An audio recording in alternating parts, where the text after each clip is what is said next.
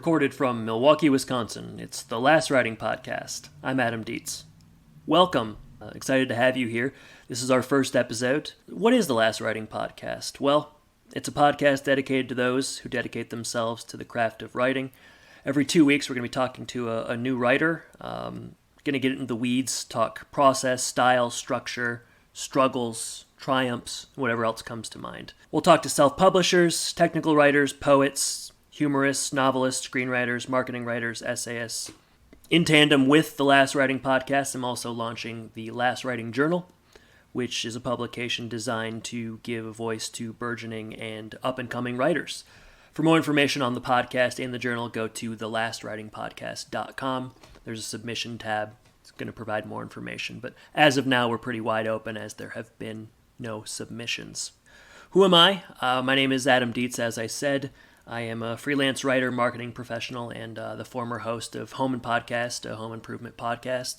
We discussed the 90s show from a more contemporary lens, so feel free to check that out. But very happy to have you here on our first episode. Today I'm talking to Jordan Lyons. Jordan is an old friend of mine, very close. He was the co-host of Home Impodcast with me for 4.5 years. Jordan is a self-published author. He's written 3 books, Finding Jesus in a World of Wizards, Crunch Time Cam, and Coaching Youth Basketball Offensive Strategies.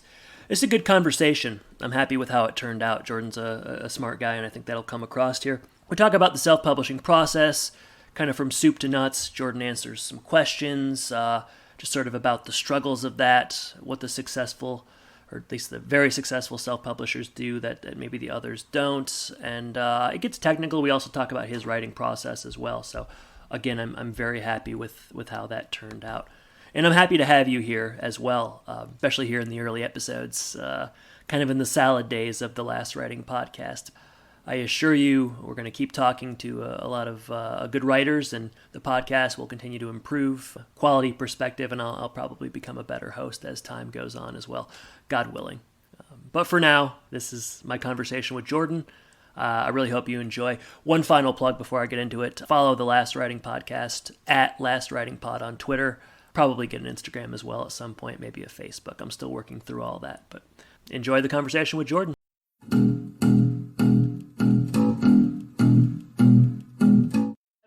Figured out right now, but that's all right. It's a podcast. We'll figure it out. All right, Jordan, how you doing today? Thanks for joining me.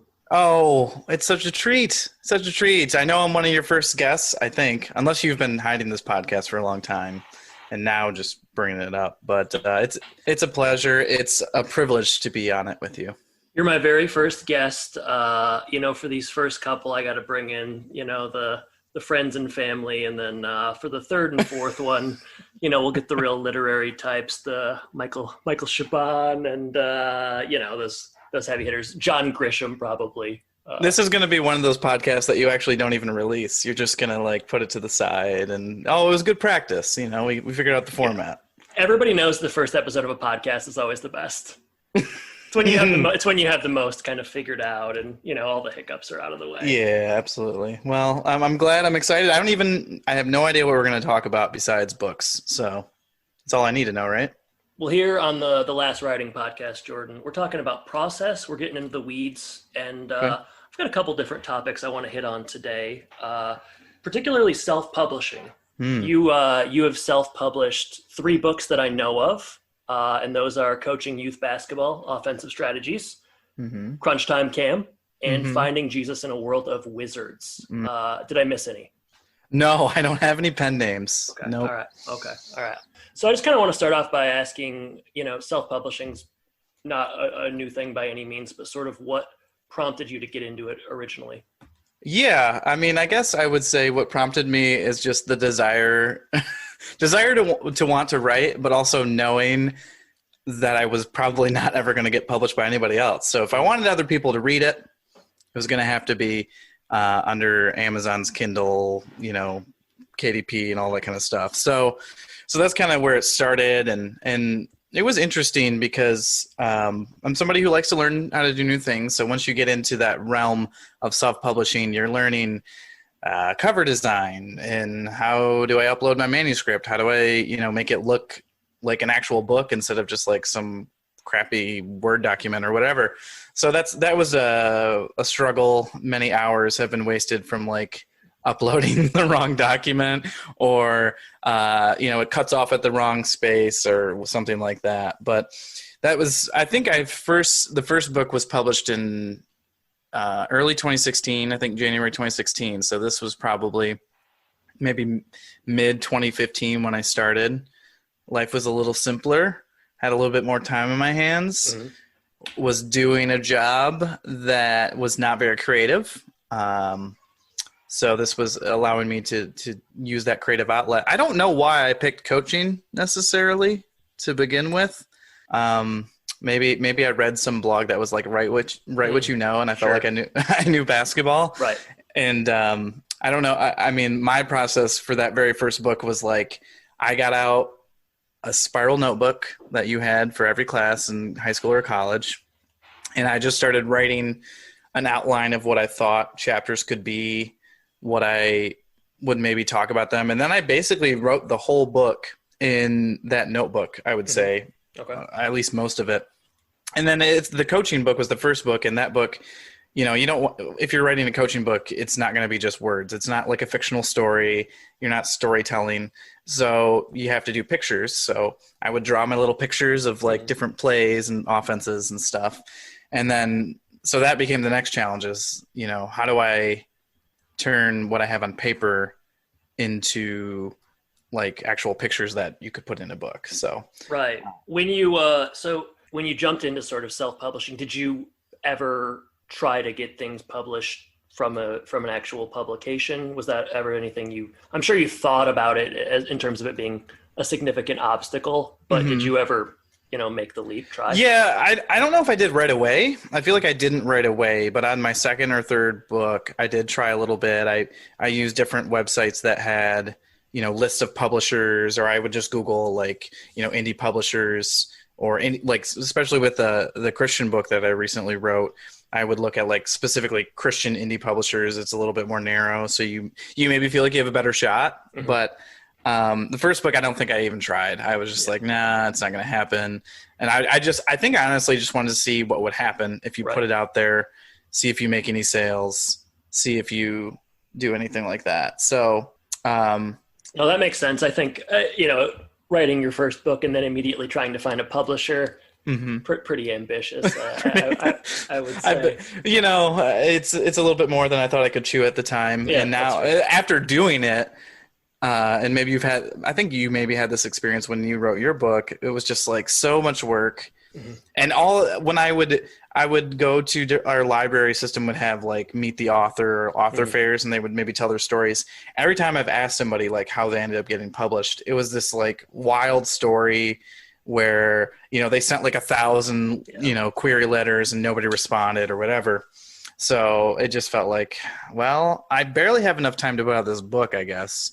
So when am I going to find time to actually promote it? And I think a lot of authors, self-published authors, like they're self-published because they love to write. They don't want to market a book. Yeah. And it's a very different job even.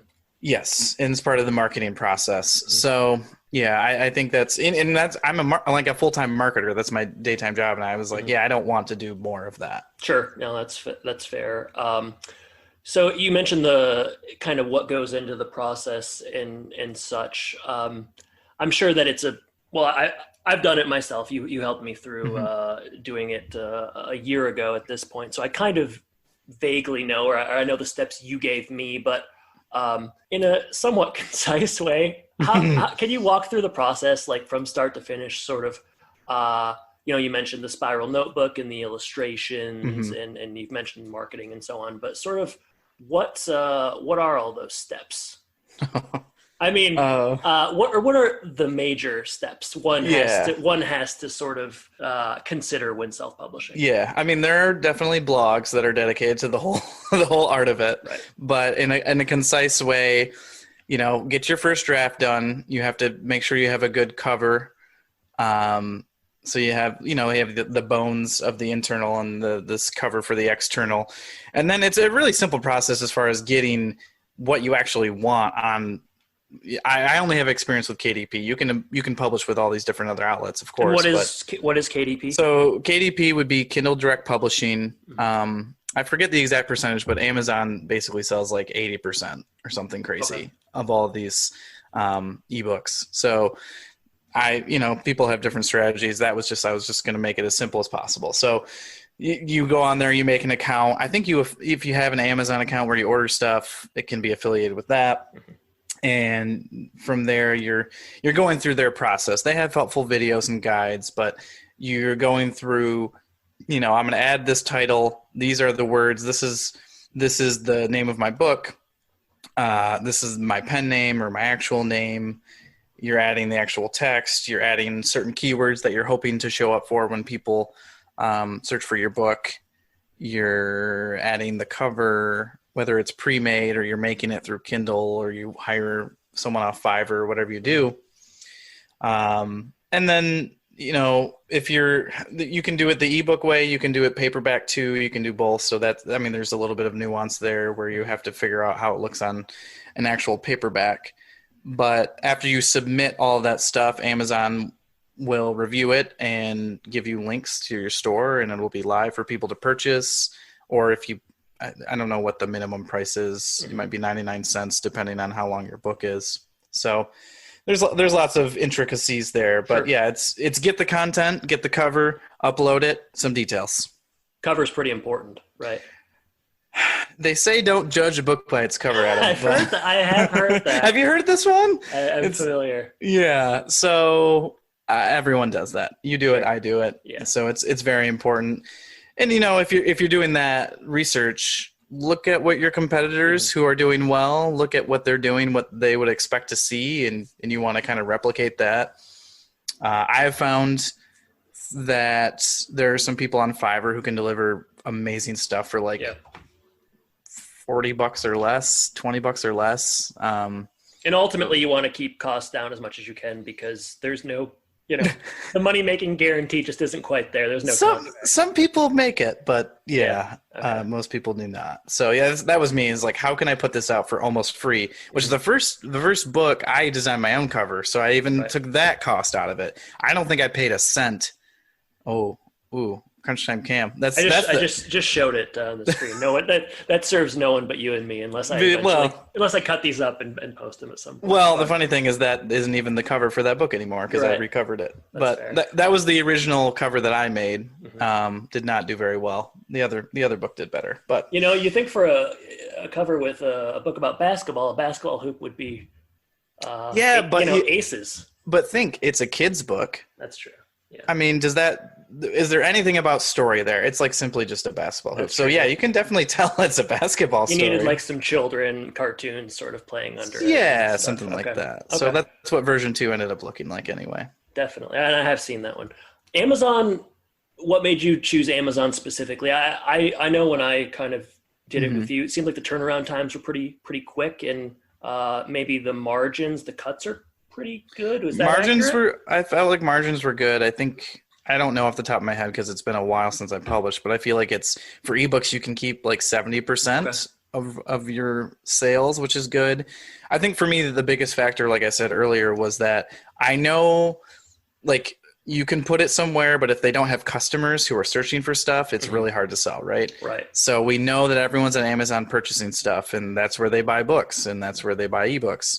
So just knowing the sheer market share of Kindle and how many books they sell, that made it pretty easy. And, and that was 5 years ago since I published my first book. Well, you also just started reading 5 years ago as well. Yeah. Right? Yeah. I just kind of did them both at the same time. When you read, you have to, you write at the same time. Yeah. And so they've made a lot of improvements to what they've been doing too. So that's good that they're listening to people and trying to make it easier.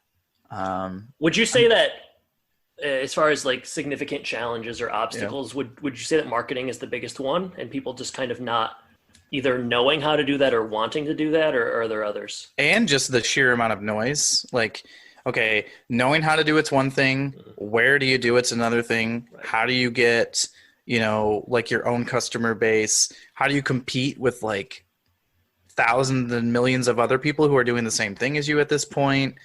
That's what I found. Like, I've done several book promotions that were like $5 or something cheap on different websites. And it's just like, yes, they have a lot of readers, but they're also doing like 25 of these a day. So how do you stand out? It's really, really difficult.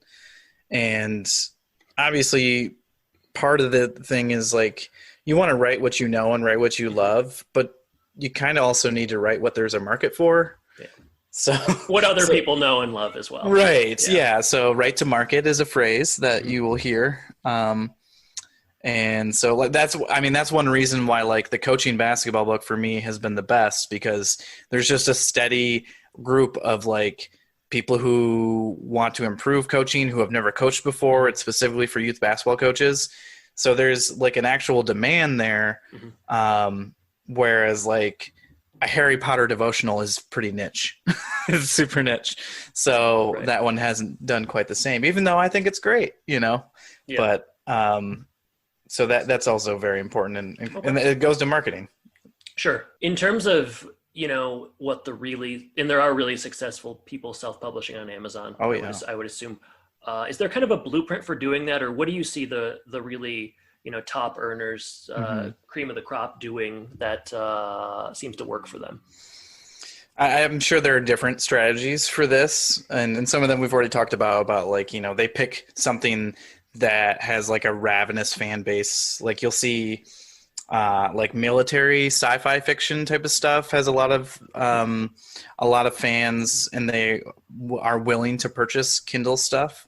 Cozy mysteries, romance novels, like that type of stuff has a lot of sales for it as well.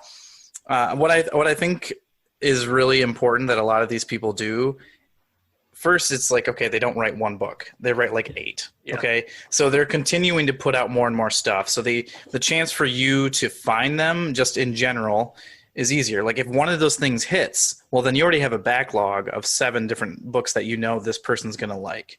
So that's pretty enticing. But then also they're able to capture these people. Like once you get them in your net, they keep them. So they'll have websites and they'll have mailing lists, and they'll be engaged with their mailing lists, and they'll send emails, and they'll offer, a free book here or whatever. Everybody's got their different magnets that they do. Right. But once you have someone on your mailing list and you can kind of make them a fan and support you over and over again. And then, once you get a giant email list, you don't even necessarily have to do any other marketing. You're like, hey, fans, here's a new book, and then all these people who already bought your old books, they're going to like this book probably. So I think email lists are huge, in having kind of a good digital presence, and then having just a good backlog for these people to go through. That definitely makes sense. One of the things I think is interesting is learning how different people write, because you see all these different methods, where there's this snowflake method, outlining. I told you a little bit about the book, or my notebook, and kind of writing everything down. I have found too, with fiction or with other books since then, I'm very much an outline person. Okay. So even before some people dive right in, like they're just writing. I like to have at least like a skeleton framework of even beginning to end, what it's going to look like. And then I just take, this one sentence about a chapter or section, and then turn that into a paragraph, pages, or whatever. I found that is really useful for me to stay organized. There's definitely a lot of, you mentioned the snowflake method. I guess I don't know what that is. I've heard of it. It's not something is that a liberal dig? Definitely not. Okay. Google snowflake method. Okay. Somebody has explained it better than I ever can. Okay. But it's definitely something that there's also a lot of these, the people who are good at self-publishing, also the people who are not good at self-publishing will put out courses, right? They'll make all these courses. Yeah. And I'm sure there is a course out there for learning the snowflake method for $297, and it's probably not worth your money. But those there courses, are some that are out there. Not even in self-publishing, just marketing and any kind of professional development, are a real cottage industry. And there are people making some serious money on some things that, I don't think they're all created equal. I think I've definitely signed up for some ones where I thought at the end of it, well, I don't know. Did I get my money's worth on that? Yeah, it's hard. That's business for you. That's true. In terms of successful Amazon self-publishers, you mentioned like military alien sort of fare. It sounds like your favorite stuff. Right up my alley. Yeah. Are there other kind of genres that you find that are your basketball coaching book as well as successful? Are there other genres that you find are more or less successful? Well, it's funny because I don't think it's either nonfiction or fiction. Yeah. I think it's honestly probably easier to sell nonfiction just because it seems like I don't really know how to explain it. I just feel like fiction, you can get lost in so much stuff, and it's harder with telling a compelling story or getting people to do that story. Whereas like people are going to type in like how to blank, basically whatever it is. It could be archery. It could be personal development you mentioned. It could be mindfulness, meditation, minimalism, like all this stuff. And there's just people, if you even sound like an expert, people are going to be willing to buy and you have maybe good reviews or whatever. I think fiction is just so much harder. And maybe you're going to interview people who are just like, no, fiction's so easy. But I actually did a big research article that wrote like how long the average bestseller is for all these different genres or whatever. And it was really interesting because there was like 15 different genres, and there was money to be made in a lot of these genres. So it was like, everything from stuff I mentioned before, like romance, erotica, there's I feel historical fiction, significant amounts of like erotic self-publishing. There's a lot. That's a whole industry in its own right. Romance and erotica in its own right. And I'm trying to think of some of the other ones. Obviously, if I had the article up, I would be able to go through them all. But I would say like, the bestsellers, the top 100, they were all making significant amount of money. So I think, there's probably room for most people. There's voracious readers in every genre. Just some are going to be easier to break through than others, and some are going to be more competitive than others too. That's another thing to think about is, maybe you don't have, maybe you're not interested or want to write some romance and you do something else. Well, it doesn't have to be that necessarily. Right. You can still make money, in these other genres as well. It's just competition versus market is tough to balance sometimes.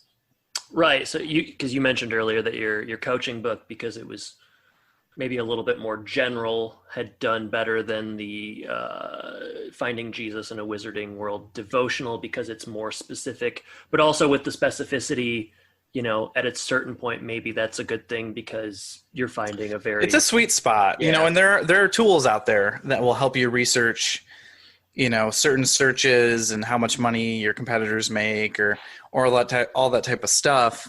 I think the coaching one, for a couple of reasons, the coaching one, there's not as much competition specifically for like how to coach basketball. There's a lot. And there's also a lot that are from like, John Wooden or like Dean, like these really famous Rick Pitino, all these famous people. Yeah. But they're not. Theirs is also kind of like leadership based, and mine's just like here's plays, very technical. Here's offenses that you can run. Here's drills you can run. So it's pretty specific versus, Jay Billis and whatever he's writing necessarily. Yeah, if you're reading a book about John Wooden, you have to find out like how he grew up and his relationship with his mother and things like that. Whereas yours, all X's. Yeah, I ain't got time for that. No, and nobody wants to hear about it either. No talk of your mother in your coaching basketball book, which I think is good. It's good to cash in on your promises. That's right. But at the same time, like the devotion, like in devotionals, there's tons of stuff out there too. Even you're thinking like kids devotionals for teens, whatever, women specifically, men specifically. But I think for me, I even like.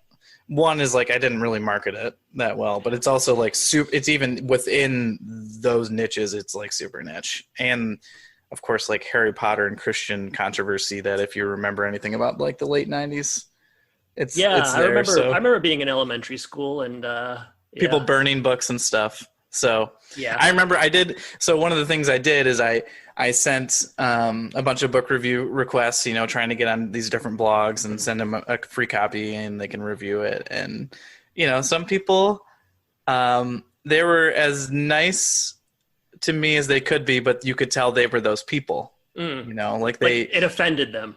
They wouldn't say they would offended to them, but they would just believe that is not they would not let their kids read Harry Potter. Just counter to what they believe in. Right. That's interesting. So it was interesting having that within that own, if I sent a basketball book to somebody might say it sucks, but they're not going to be like, I can't share this with my kids. Or I only believe I believe in football. Right. Right. Yeah. So that's a little bit interesting. Different. If I would have done a devotional for the Chronicles of Narnia or something, that probably maybe would have went over better, and it was on my list of things to do, but time goes away. Maybe the next one.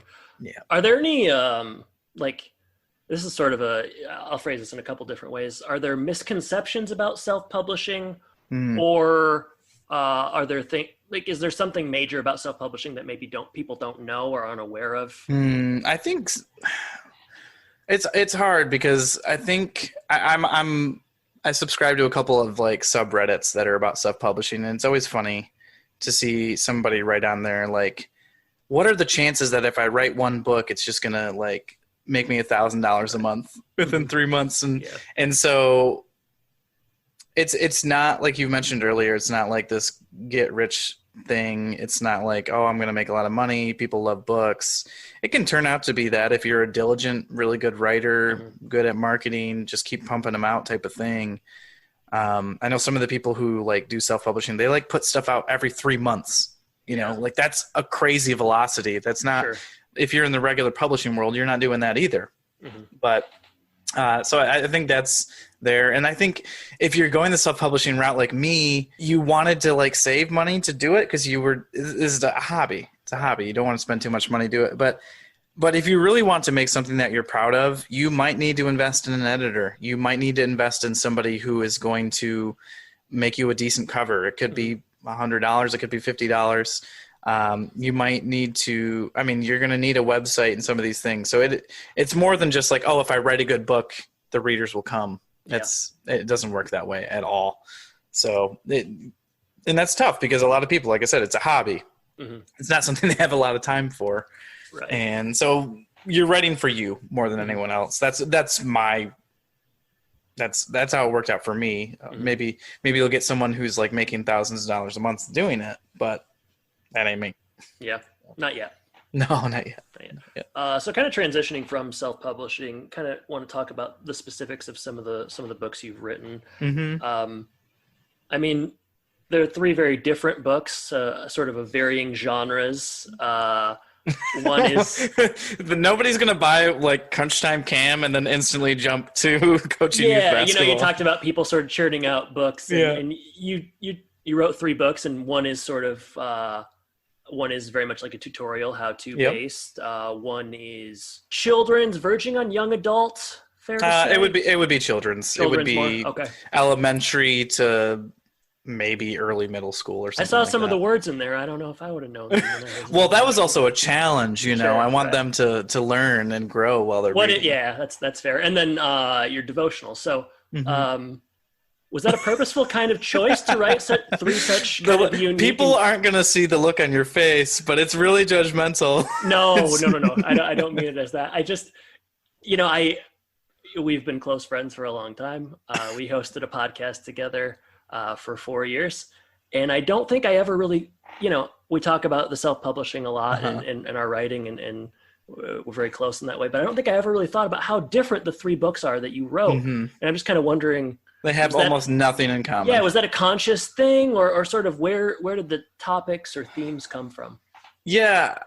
It's interesting that they're all so different. I think the first one was just the first thing that came to mind that I really felt like I knew. I felt like nonfiction was going to be easier for me to write because I'm not making up characters or stories or any of that stuff. So it was very cut and dry. And arguably, I should have just stuck to that because it's easily the one that's made me the most money and had the most success, as little as that is.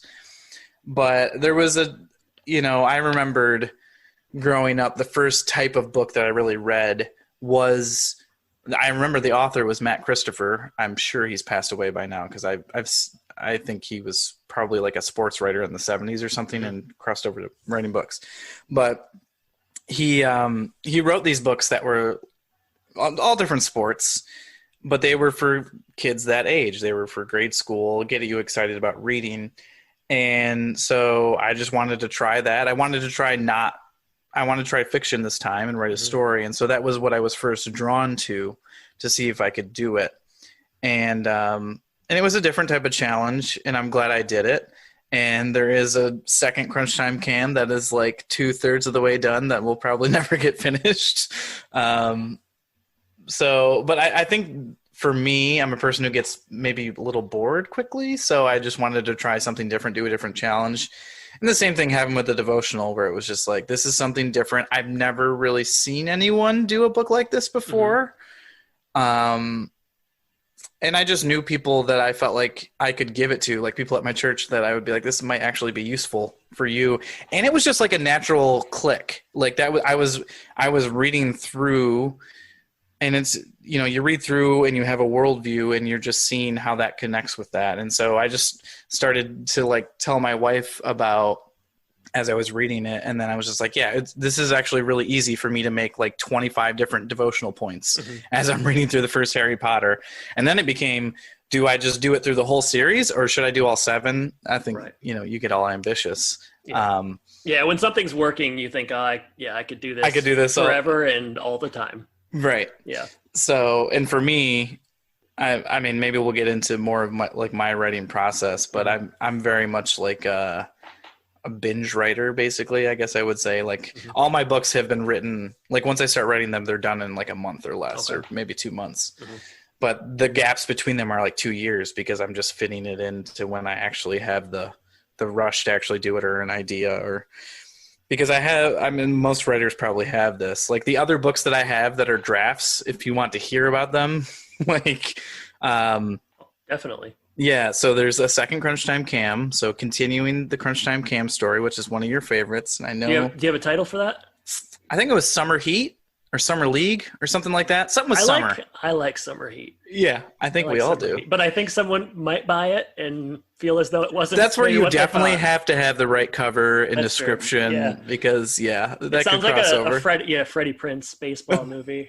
Summer Heat. Yeah. So that's that one. There's one. I don't even know how to describe. It's like it's like a weird comical fictional one. Just like, I don't even know that. I don't even know how to describe it, but it's definitely like not kid. It's not as much for kids. It's maybe for young adults, whatever. Yeah. And then I have more of like a not traditional, but like YA, not Harry Potter, because it's like sets in like maybe more like feudal Japan or something like that.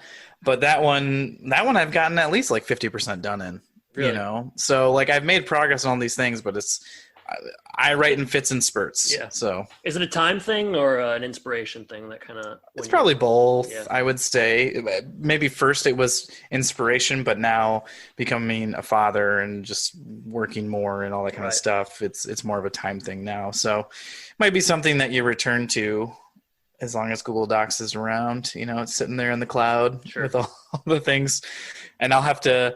The problem with that is there's been multiple times where I've had to like re-catch myself up on the story. So I'll have to read through the first 50 pages of my book again to be like, what was I writing about? What are the plot points? Like, what's the threads I'm even going for here? So that's the interesting part about Google Docs is, you'll scroll through and you'll see things and you're like, okay, I remember working on that. And you click on it. And then, most of the time it's like, okay, I see why I stopped working on this. But then every once in a while you find something you think, okay, I can get back to this. I can pick up on this. There's some potential here, but that's probably 1 in 10 for me. But it is, that is funny how that happens. It's kind of a question about just sort of your background. We grew up in the same town, went to the same schools and so on. But we're so very different. Fire and ice. Man. Fire and ice. Yeah. To what extent do you think growing up in the Midwest kind of colors your writing? Because I feel as though it definitely colors mine. Yeah. I mean, you write more fiction than I do, so maybe that comes out more in yours. I know that in the one fiction piece that I did write and completed, it's very much like Midwestern. Like there's the snowball fights in the small town, and I use a lot of things from our hometown. Like there's scenes under the high school bleachers when people would go to the basketball games. That's where the kids would come hang out. And yeah, you would think when you described that they'd be like kissing or something, but it was it was sort of just trading Pokemon cards or something. A degenerate hangout. There's nothing really nefarious going on there. Yeah. But like the bowling alley, like the sledding hill by the bowling alley, and some of these things. So not necessarily a Midwest thing. For me, I try to incorporate a lot of stuff from my own past in there that I think rings true. I don't even remember the context. I should have written it down, because I feel like that's one of those things. You have a writing idea, you don't write it down, it goes away. But I had one the other day that I wanted to incorporate from some experience that I've had myself, and it went away. So, but as far as what you were saying about Midwestern, I don't know. Yeah. Yeah. I don't necessarily feel like it does for me. I think if you write more fiction, maybe it can be something. So you feel like it really colors your writing. See, I've read a lot of your writing. I don't know that I would say that. Well, I'd love to hear where you're thinking. Oh, I don't know that I can articulate it. That's why I asked you the question. Yeah. No, I don't know. I just feel like the sensibilities and such are always very Midwestern and kind of grounded in. When I write, like satirical sort of things, I think I always start from a place of like, very conservative in so much as like how I grew up and sort of like the habits or traditions and things like that. And then I think with satire or with comedy, I sort of use that as a jumping off point, and then I sort of try to either sort of turn it on its axis a little bit or make some kind of a comment about it. Like, I don't know. I think it's Midwestern just in its very, I think just being conservative, tied to tradition, polite, but also sort of venomous behind the scenes. I think that's venomous. Is that what Midwest is all about? I think that's very Midwestern, is to sort of, you sort of act as though like a passive aggressive type of behavior. I think passive aggressive is one aspect of it, but also just like, acting very polite or saying something kind to someone's face, and then behind the scenes, saying something very, very differently. Yeah, I gotta say, there's not a lot of that in my kids' fiction book, but maybe with summer heats, that's a place. Things get a little bit hotter. I will say that. Well, they'd have to, otherwise it'd be false advertising. But yeah, I suppose that would be more of a fiction thing. But I know, you're writing books about basketball. You're drawing upon your experiences as a absolutely young basketball player, right? Yeah, definitely. In coaching like 8 years or something like that beforehand, and so I definitely take that. And then the second book, even is it's definitely basketball again, but it's in the fiction realm. So that's my strong point. I'm not somebody who's going to be writing about, I don't know, some European adventure. You did mention feudal Japan, right? I did. Well, yeah, I guess that's true. That's why that hasn't been finished, maybe. It'd be interesting if you read it and you're like, actually, this probably should take place in Michigan. I was going to say, it seems like it's in Michigan. Is this a Grand Blanc sort of something? It sort of feels more like Grand Blanc, I'm probably drawing all of my influences from there's 2 series that I really like that have been set in Japan. And so I'm probably drawing like all of my knowledge from them or something like that. And so it's not a lot of good research there probably. Yeah. Well, you'll get back to the drawing board with that one. I'm sure. Process wise, you talked a little bit earlier about spiral notebook and then sort of going from there. But And you've mentioned, snowflake terminology and various kind of writing habits. If you're going to write something like, let's say for the sequel of Crunch Time Cam, or even Crunch Time Cam itself, what is your process and what does that look like? Yeah, so I mentioned earlier kind of like the skeleton, the skeleton outline, I think is what I would call it. And that I did learn, I think we might have taken this class together, or maybe we took a different one. There was like a free Pixar storytelling class. Yeah, I remember doing that with you. Yeah. And I think they call it the story spine, maybe. And that's where I kind of learned it. And it was really effective for me. It was just like one sentence at a time. The big strokes of the story is like once upon a time blank until blank, then blank. And that's kind of how you go until the end. So it was like you start with the stasis. This is how everything is. There's some sort of inciting incident that kind of changes what's going on. And then you get the cause and effect of everything. And so that has really worked for me, is just writing out these big stroke events of like, here's what happens initially, and here's like what I want the story to be about. So for Cam, it was like Cam, he loves basketball and he's a young basketball player, but he has two older brothers who's good at basketball, but he's never been in a basketball league himself. So the inciting incident is he's finally going to be able to join the basketball league. And then obviously if you're in tune to any sort of hero's journey, or that's what I was going to ask about. Writing, it's just like, what obstacles could you throw at him the whole time? What obstacles could you throw at your hero or heroine that would stumble them and challenge specifically like their weaknesses or their strengths? And going through that. So like for Cam, I was like, okay, what could happen to a kid who wants to be really good at basketball? Well, he could get injured. His team could suck. Like all these different external factors put on him, and how does he react to them? So you should have interviewed me for that, because something when I was young, I had quite a bit of experience in, is wanting to be good at basketball and ultimately not. Well, the problem is Cam is really good at basketball. Oh, he is. So okay. That's why I couldn't interview you, and I had to use my own experience. That's right. Yeah, so humble. Right. So humble. No, but that's for me, is that really the outline of like, okay, maybe I'm going to have, if it's a short book, maybe you have like 10 different story points of like, here's what's going to happen. Here's what's going to happen. Here's what's going to happen. And I start from there, and then literally just start writing based on like, okay, here's the first event I wrote down. What's his life like? What's it? How's his family? What is the inside? Like, does he have friends? Are they going to join the team? Do you outline characters? I know a lot of people will do character outlines and kind of work on that, visualize each person, give them like a backstory. Do you do that kind of I've done that a little bit with the one I talked about was called The Courier, that I had never finished, the one that would be set in like Japan.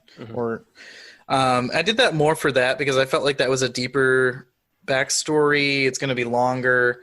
The Crunch Time Cam one is maybe 10,000 words or less. Okay. So it's not super in depth. I'm not writing novel length stuff here. I think if you do that, you probably have to, because there's just a lot going on. You want to know. Yeah, and at a certain point, you need to be able to keep people straight. Yeah, that's true. That's true too. Maybe you don't need to know what your protagonist's favorite ice cream flavor is, but there's a certain. Test enemies and allies. If he's allergic to ice cream and he's going to miss a big game. That might be in my next one. Yeah, hey, that's an idea for you. That's an idea. And anyone that if they decide to listen. The ice cream allergies. When you write, are we spending 30 minutes at a time, an hour at a time, 4 hours at a time? How does that work? Yeah, I think it depends on the person. I know for me, when I was really doing it, I would spend maybe the first hour of my day writing. And some days I would get 2 chapters done. Other days I'd get like a paragraph done. So I think it's important. If you're really serious about this, it's just dedicate. You don't necessarily want to put like a word limit of how much you're going to write, but just put, maybe it's 30 minutes at a time. If you do 30 minutes every morning, obviously you're going to get better because you're just going to get used to it. But some days you're going to churn out a lot of content, and other days maybe you're refining some content and not doing as much. But that's what I did for a while, and that's what helped me make the most progress. And it's crazy how fast that time will go, or if you're in a rhythm, like maybe you'll be able to keep going. Obviously, most people have like certain schedules that they have to keep. And for me, that's what it was. Like I would wake up, I know I have to start working by this time, so I get this hour block that I'm going to commit to it. And then that's what I'm going to do. And then maybe after work, if I want it or something like that, or maybe on the weekend, something like that. But yeah, and I think the, morning pages are a thing that they're very popular with people. You wake up and you dedicate, like you said, a certain amount of time. And I do think there's something just for, either being creative in the morning or doing it before, the rigors of the day sort of start to set in. Something bad happens, something good happens. You're tempted to do anything else, because I think if you're a writer, a lot of the time you're looking for an excuse to maybe not write. Yes, but writers that don't write. There's a whole group for that. Yeah, I think that's a lot of us. And you're also, you work from home, right? Yep. So that maybe allows you additional opportunities, or a lot more flexible. In theory. Yeah. Yeah, I mean, I feel like you could just open up on lunch if you wanted to. Right. A doc. But I think what you said about like getting distracted by the rest of the day, that happens to me a lot. And I find I'm a much more productive person in the morning in general. Not everybody's like that. I mean, my wife is definitely a night owl, and I bet you if she were a writer, she would be writing at 10 o'clock at night. Sure. And I think there's other people who are like that too. So you do have to know your own rhythms, your own schedule, and write when you're most productive. Just carving out that time. Right. Yeah. Discipline. So as we start to kind of wind things down here, you mentioned maybe you haven't been doing as much writing lately. Perhaps that's even an understatement, but are you working on anything now? Or what is the last thing you worked on even? I've got lots of ideas, of course. I feel like I always have ideas. The last thing I worked on, I probably haven't worked on anything since I released the devotional, and I don't even know the date of that. It was probably 2020. I just don't know what month in 2020. They were all the same, so don't worry about it. Yeah, I would say probably the most I worked on another one was the process for writing that Harry Potter devotional was literally read the book, which is a treat for me. It's one of my favorite series. So read the book, and then as I'm writing, if an idea pops into my head at all, I would just write it down on a piece of paper. I'd write a number 1, and I would write one sentence about what it sparked. I'd say like, I don't know. I'd have to think of one off the top of my head, but I would be like, Harry does this, and then I would write a phrase after it that corresponded to the Christian point that I wanted to make, right? So the last thing I probably did was reading Chamber of Secrets and write down a couple of those, but that was months ago. Probably the one that I'm most interested in picking back up would be Summer Heat, just because I was pretty close to that one, and I even had somebody ask me if I was going to write a sequel, so I felt like maybe I should to that one. All it takes is one. If one person wants to read it, I think that might be enough. That person, I'm going to come back 5 years later and be like, "Hey, I'm all done now," and they're going to be like, "I'm a teenager and I don't like this crap anymore." Oh, well, I was going to say, they probably are forgotten. It seemed like a kid who asked the question, but okay. I will say. Well, the internet can be deceiving in that way, so be careful. Yeah, I'm getting catfished by some kid on Goodreads.com. Right. That's a weird thing to do. I will say, like, self-publishing has, even for not like making any money, it's been really rewarding just to know that you do it. I think you probably had the same feeling when you held your book in your hand for the first time. Just kind of that sense of accomplishment and being able to do that was pretty cool, and be like, oh, this cover doesn't look terrible, and I might put this, like, actually pick this up if I were at the library or something. But then I've also been able to help other people like yourself or my father-in-law do it, and to see what he's written like 5 novels now, self-published 5 novels that are actually like novel length. And so it's good to be able to help him do that and help other people.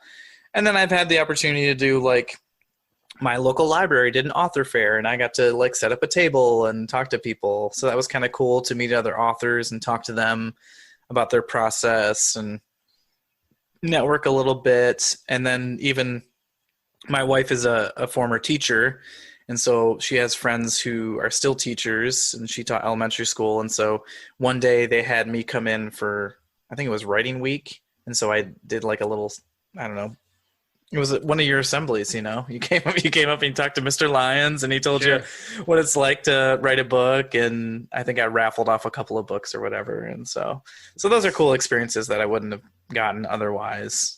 Yeah, no, I think, and you had said when we were kind of working through the process that it would be kind of exciting once you got at least the book proof in the mail, and I kind of thought, I don't know, we'll see about that. I don't know, what's the big deal? But then, yeah, when it did come in the mail, it was pretty exciting, and holding it, and mine was just a short one as well, not too long, but yeah, you think.